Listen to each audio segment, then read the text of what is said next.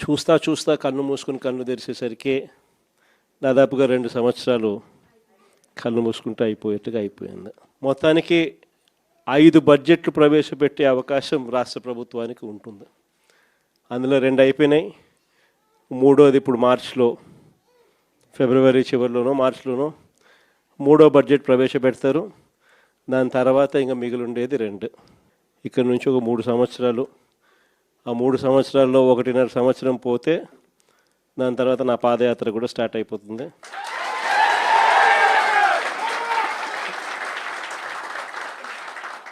దాని తర్వాత మరో 1.5 సంవత్సరం నేను కూడా ప్రజలతోనే రోడ్ల మీదే ప్రజల్లోనే మమేకమవుతూ ఆ ప్రయాణం కొనసాగుతుంది.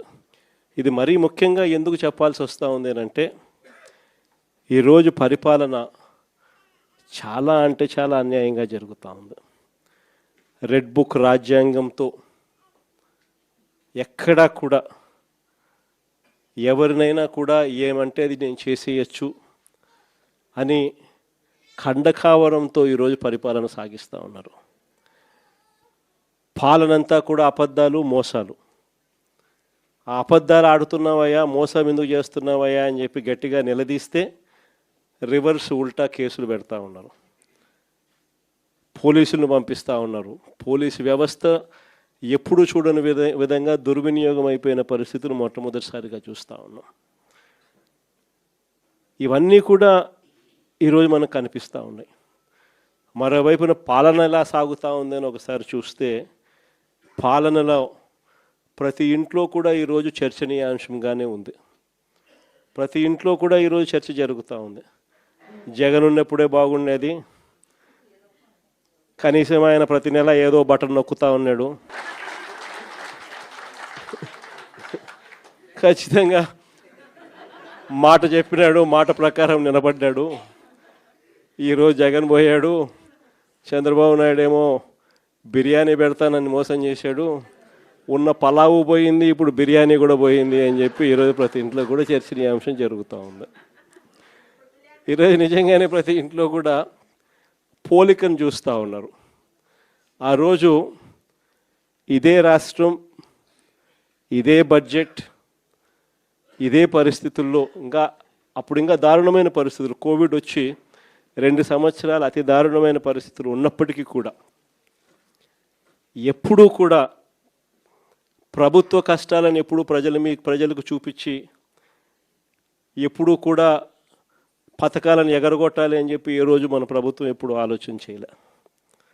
మన కష్టాలు ఎన్నున్నా కూడా ముఖంలో చిక్కటి చిరునవ్వే మెయింటైన్ చేశాం. ప్రజలకు మాత్రం చెప్పిన ప్రతి మంచి కూడా చేసి చూపించిన ప్రభుత్వం మనది.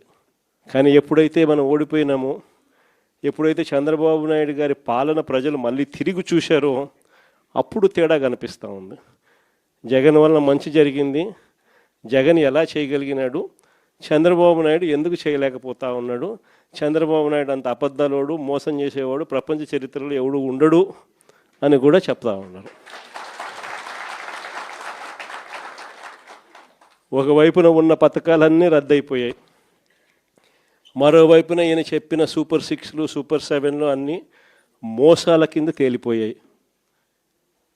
ఇంకొక అడుగు చూస్తే వ్యవస్థలన్నీ కూడా పూర్తిగా నీరు గారిపోయినాయి, నిర్వీర్యం అయిపోయినాయి.